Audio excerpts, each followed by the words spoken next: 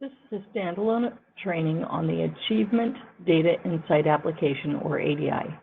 It is intended for new and existing data submitters, validation reviewers, and other users of Achievement Data Insight. The original presentation on ADI was formally offered in late spring, embedded within training for specific summertime validations. This standalone training is pre-recorded, and there will be no question breaks.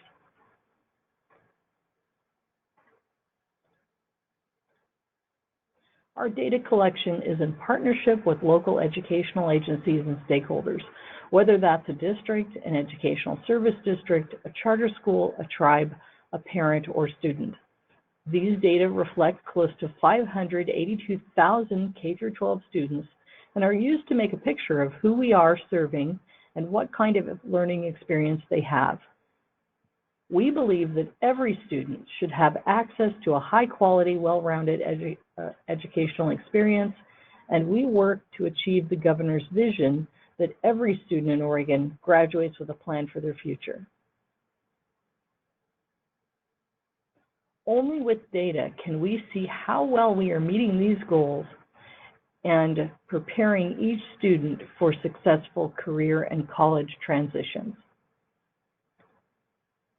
We also recognize that the educational structures and processes that we have in place have not always delivered the same educational opportunities to all students. Education equity is the equitable implementation of policy, practices, procedures, and legislation that translates into resource allocation, education rigor, and opportunities for historically and currently marginalized youth, students, and families, including civil rights protected classes. This means the restructuring and dismantling of systems and institutions that create the dichotomy of beneficiaries and the oppressed and marginalized. As a data submitter, this equity statement also applies to Achievement Data Insight. And as a data submitter or data reviewer, you are the front line for your institution in accessing and communicating your local data to your district, schools, and community. Without a strong understanding of what your data are and how they are calculated and displayed in ADI, your institutions cannot assess and achieve equity for all students. We hope that through this training, you can better apply your own data insights to improve educational opportunities for your students. Now, during this training, I will be explaining the features of Achievement Data Insight and the vocabulary that we use to talk about your data. Achievement Data Insight is a mouthful, and ODE staff usually abbreviate it to ADI, and I will be using both terms interchangeably. Now, collections are the process and final product of you giving data to us. Validation is the process of us at ODE taking your data, making calculations, and then displaying that data back to you in a format that's similar to how they will be reported, so you can see if your data are accurate and then be able to use them. Most of our collections are managed through Consolidated Collections application. This application will not be covered today. Achievement Data Insight contains only one collection, that's the at-a-glance narrative, also known as the report card narrative. Everything else in ADI is a validation. So what do we mean by that? Validations present your data in a secure location that cannot be directly edited within the ADI application. There is no validate or confirm button in most of the validation displays. By validating your data, we expect you to view and inspect all of your data for accuracy. If the data are correct, then you're done. If your data are not correct, then you need to go back to the underlying data source and make corrections to that source if the source is still able to be opened and edited. So we have collections and validations running all year long, and this is by no means a complete list. It is just the validations that are managed by the Accountability Office. Now, refresh means the validation is updated to reflect new data. However, ADI validations are not automatically refreshed each time a change is made to that source data. So refreshes are scheduled ahead of time, and they may happen 3 to 10 times depending on how long the validation window is open. Refresh dates and data as of dates can help you determine whether the data that you see in ADI includes data that you may have recently submitted or corrected. And you will want to keep checking your data as long as you're making edits to verify that the data are still accurate. A data owner is the ODE staff member who is primarily responsible for the collection, validation, or report. Many of the reports that we publish from your data contain aggregations. Aggregation is data about clusters or groups such as counts, averages, medians, or percentages. Examples could be, well, how many third graders are in your district? Or what is the class size median for third grade? Disaggregation are aggregations for specific subsets of students, such as race, ethnicity student groups. And you could also be combining different student groups. For example, how many third graders are special education students? Now, a lot of the work that a lot of the data that we work with is considered secure. Secure data is data that should not be shared publicly or with unauthorized district staff. And this includes data about individual students. It often contains personally identifiable information. Now, aggregate data can also be considered secure data if they would reveal private information about individual students. So you want to be careful with data showing very high or low percentages or small numbers of students. For example, if at one of your schools, 100% of your male students were also economically disadvantaged, that would reveal personal information about all of your male students, and you would want to be careful about sharing this data. When communicating with ODE about student level data, you should always use the Secure Student Identifier number, and the SSID number, and only use those numbers and leave out personal identifiable information, including gendered pronouns. If we need to send you student information, for example, how to identify which students might be missing from a validation, that data will be sent in a secure file transfer. Suppression is ODE's process of redacting and/or recoding aggregate data in order to reduce the risk of revealing private information about a student. The practice varies somewhat by the data element, but typically we redact completely any sensitive data for student groups with very small numbers or very large numbers, and we record values as above 95% or below 5% so that the precise value is not displayed. Now, very small numbers can also be represented by an asterisk in a public report. Suppression rules are not applied within ADI because ADI access is generally secure. Preliminary data are data that have not completed the validation process, and they may change before publication. In general, any data that you see during the validation window are considered preliminary until the validation has closed and the final refresh occurs. Embargoed data are data that are in the final form. They have had their final refresh, but they're not yet published. Embargo periods vary for different validations between a week to more than a month. During that time, you and others with secure access can preview your data internally with authorized staff, but data should not be shared with the media or public, including sharing data at public school board meetings. Most validations have a data as of date column. Data as of dates are pretty straightforward. They show when the data you're looking at were included in the refresh. If you've made changes near that refresh date, your latest data may not be included. Validation refreshes are often a multi-day process, so refresh dates may be later than the data as of dates. Now let's look at an example of how refreshes and data as of dates work. Remember, I just said refreshes are a multi-day process. And this example illustrates how this works using student enrollment, but it could also work the same for all membership, assessment, or staff validations. So in this example, you add a record for Bruce Banner on Friday, June 7th. ODE selects the data to be used for the validation refresh over the weekend. ODE begins processing a validation refresh early Monday, June 10th. You add another record for Melinda May on Monday, June 10th. ODE refreshes the validation in ADI on Thursday, June 13th. The data as of date is going to be Saturday, that was during the weekend, June 8th, the last day for changes to be picked up by processing that occurred on Monday morning for the student enrollment validation.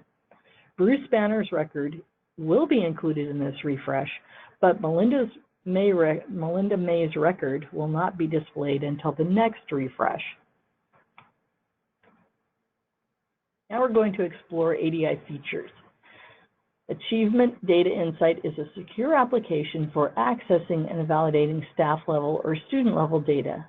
You get to it by going to the Secure District website, logging into Central Login, and choosing the Achievement Data Insight application from the menu list. Now, logging in may take a few moments, so be patient, don't panic. Once you get into the applications menu, your list may look a little bit shorter than my list shown here. And if you can't see Achievement Data Insight as a choice, you need to contact your District Security Administrator, or SA. You can look up your SA by using the link at the bottom of the screen if you don't know who that is. Your District Security Administrator must grant you individual access to ADI and to each specific validation that you need to work with. I also want to remind everyone that anyone in your district who is doing their own data submission, such as charter school staff, needs to be aware of and have access to the appropriate validations so they can also review and correct their data. When you select Achievement Data Insight, the default tab at the top will be the Open tab. Only the open validations show under the Open tab. Now, your screen, depending on what time of year you're accessing ADI, your screen may not look as empty as this one, or it may look completely empty depending on what time of year and what you have permissions to that are open. Both Open and All tabs have the same organization with new updates listed at the top of each view.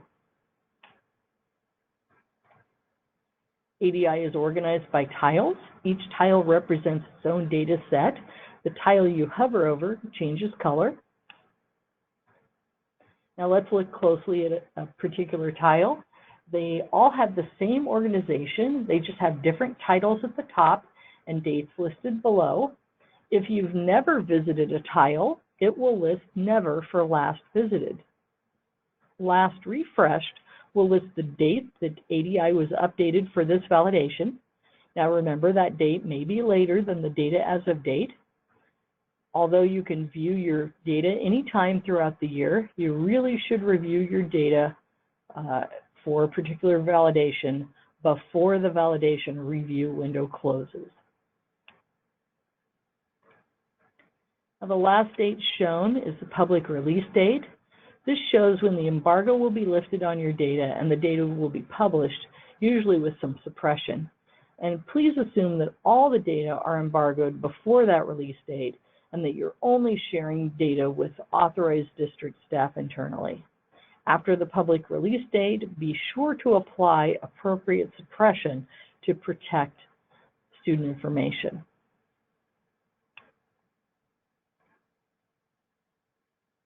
Tiles will display an updated icon if they have refreshed since the last time you visited. The flag icon will disappear when you click on the file to open it or if the public release date has passed. Many validations will have a last refresh after the close of the validation, so you want to check back under Closed Validations under the All tab. The validations shown here are each a bit unusual because most validations update only once or twice after closing. Staff FTE and staff ethnicity validations close in April, and the data are retrieved for the educator equity report. However, changes to these data could still be made until May of the following year, and refreshes occur through August for the at-a-glance reports. So the update flag will be seen on these two top tiles periodically, even though the validations have closed. Now, Institutions for Accountability Reporting also closes in the spring, but it's refreshed periodically throughout the spring and summer for the at-a-glance reports, and it has its final refresh around the end of September. So the No Permissions section appears at the bottom of the Open tab and near the bottom of the All tab. Now, No Permissions sections have the tiles shaded black, and you really should look at these No Permissions validations just to check to make sure there isn't anything in here that you might need permission to view. And this is especially important for new staff who may have you may have been given some permissions, but maybe there's some that they missed when they were assigning them. So you want to just make sure that you have them before you need them.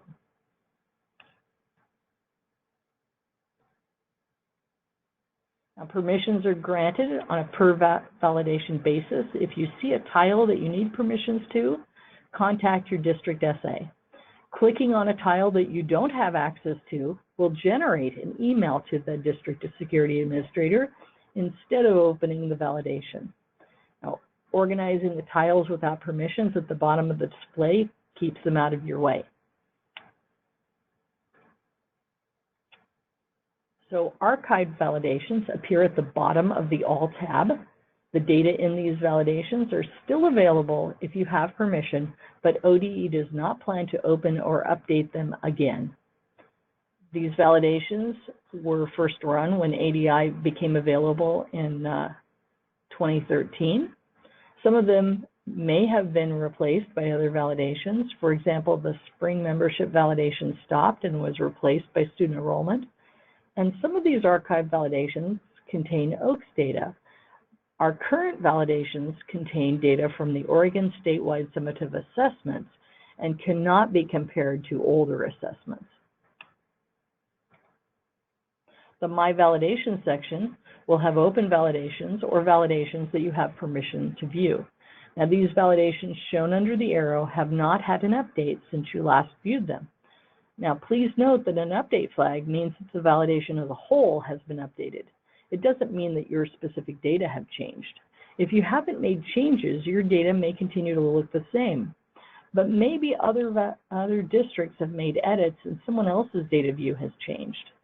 It's good practice to look over your validations several times while the validation review window is open. Now, during the validation review window, data owners may send you validation notices about unusual data. You need to review and respond to your collections audits and validation notices in a timely manner so you can be sure that your data are as accurate as possible. In addition, some of your validations, for example, staff validations, will be affected by data submitted by other districts. So let's look inside a validation. You're going to click on a tile that you have permission to open the validation. Most of the validations will have two tabs, a summary tab and a detail tab. The detail tab will show record level data displayed, one record at a time, per student, per staff member, or class. Some validations have different configurations. For example, the report card validation just has a list of downloadable PDFs. So the ADI interface opens to the Summary tab by default. And this is what a Summary tab looks like. These data are shown, for example, in a long table, and I blocked out ADEL's data to keep it secure. So the title of the validation is at the top left, and you can select the school year you want to review to look at past data. The default year is the most current school year that is already opened. A description of the validation is right below the reporting year. And if you click on the Click Here for Instructions link, it will take you to the bottom of the page. And at the bottom, I have actually enlarged the instructions text so you can see it a little bit easier on this slide. The instruction text talks about where the data come from, how they're calculated, and how to get answers to your questions. Also at the bottom of the page, the table, are navigation tools to look through all of your data. Now, most of you, unless you're at a very small district, will have multiple pages of data. Moving back to the top of the screen, over to the right is the data owner and their contact information. And this is also where you're going to see the status of validation, whether it's open or closed, and its important dates. Now, in the center of the page, there are 3 buttons so you can filter your data, download your data, or ask a question. And if you need to talk to the data owner directly, press the Ask a Question button.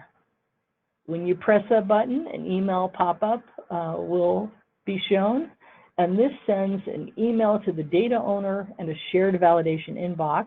The border of this pop-up is red when the validation is closed. It's green when it's open.